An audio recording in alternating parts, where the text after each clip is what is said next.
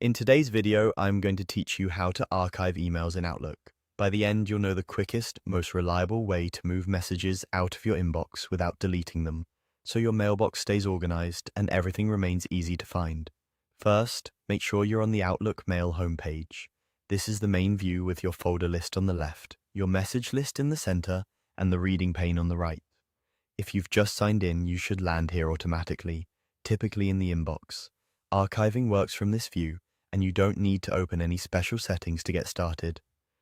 Next, click the email you want to archive in the message list.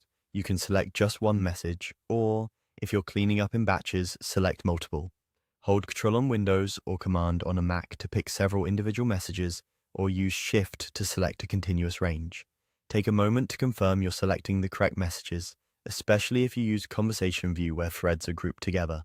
Archiving will move exactly what you've highlighted. Now, right-click your selection and choose Archive from the menu.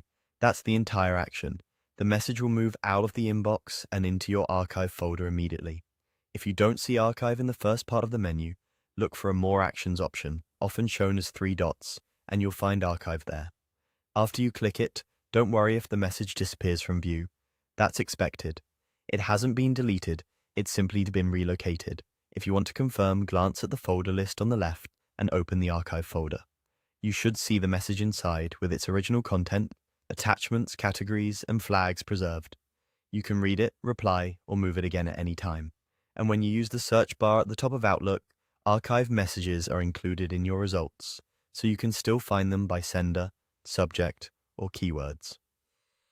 A few quick tips to make archiving smoother. Archiving is different from deleting.